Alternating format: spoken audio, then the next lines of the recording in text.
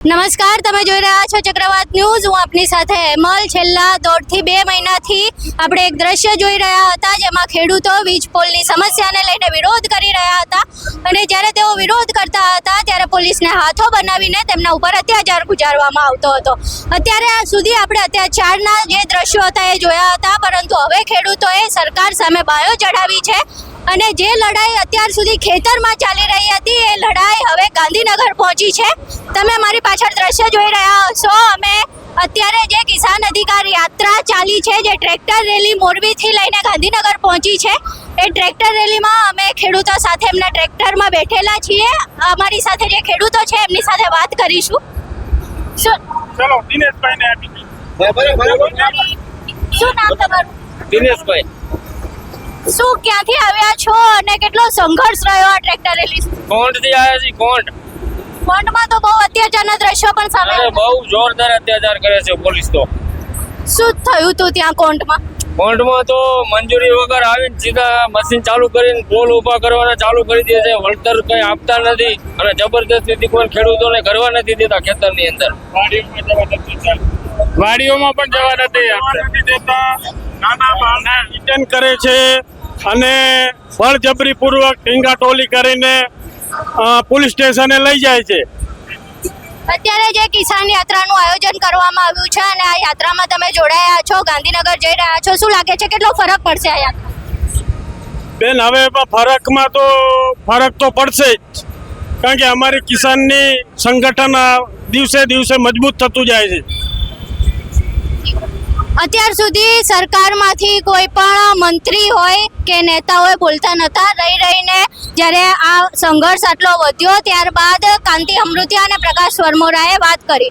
હજુ સુધી જે કૃષિ મંત્રી છે જીતુ વાઘાણી, એમના મોઢામાંથી મગ નથી નીકળ્યા। એમણે ખેડૂતોના વીજ પોલ સમસ્યાને લઈને એક પણ વાર કંઈ પણ વાત નથી કરી। તો શું લાગે છે આ જે રેલી છે એના પછી કૃષિ મંત્રી ઉપર એટલો દબાવ પડશે કે કમસે કમ એમને સમસ્યાનું નિરાકરણ ના લાવે પણ ખેડૂતો મુદ્દે વાત કરવી પડે? બેન, આવતા 2027માં ખબર પડી જશે કે અમને શું થવાનું છે। પણ ક્યાંક એવું નથી લાગતું કે 2027ની વાત કરવામાં આવે છે તો જે પ્રમાણે ધ્રાંગધ્રાના કોંઢમાંથી દ્રશ્યો સામે આવ્યા ત્યારબાદ પ્રકાશ વરમોરા મેદાને આવ્યા અને ડેમેજ કંટ્રોલ કરવાનું શરૂ કર્યું।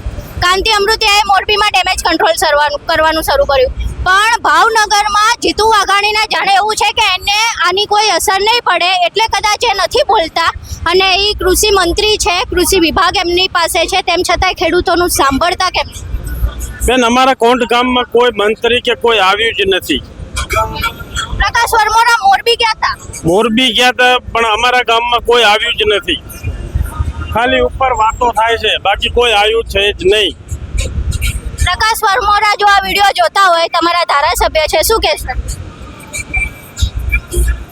બેન, હવે એમાં તો હવે શું કહીએ અમે? કહો। ધારાસભ્ય સમજીને કઈ કરતા નથી, અમારે શું કહેવાનું? એમને કઈ જરાક ખેડૂતો અમુક જોવું જોઈએ ને, એમ ખેડૂતોને કઈ વિચારતા નથી।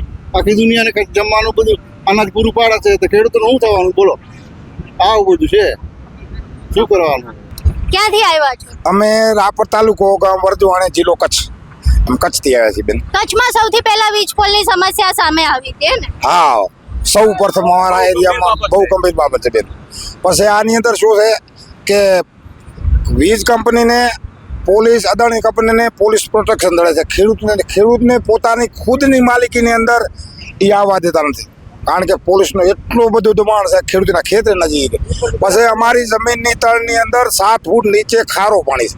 ખારું પાણી ઈરાઈ બીમા કોલમ માટે ભરવા ઊંડા ખાડા કરે। ખાડાનું પાણી અમારા જમીન વિસ્તારથી ઉપરનો મીઠી જમીનો ભાગ છે એની ઉપર એ પાણી રેડે એટલે ચોમાસાની અંદર એની અંદર મારો પાક પાછો નિષ્ફળ જવાનો।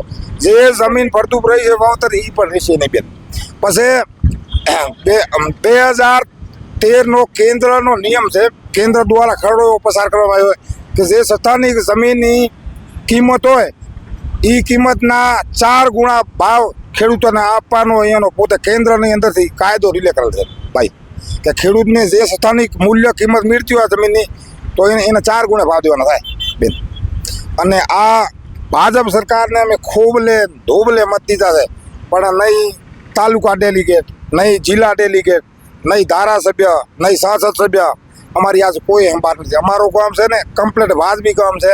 અમારા ગામની અંદર 1200નું મતદાન, એની અંદર હું તમને કહી દઉં ખાલી 90 મત કોંગ્રેસને જતા હાથ દીધું. કમ્પ્લીટ વાજબી મારું ગામ. આ કચ્છ જિલ્લામાં 1 નંબરનું ભાજપ પક્ષનું ગામ, પણ તે છતાંય અહીંયા અમારી રાડ સત્તા પક્ષે સાંભળી નથી.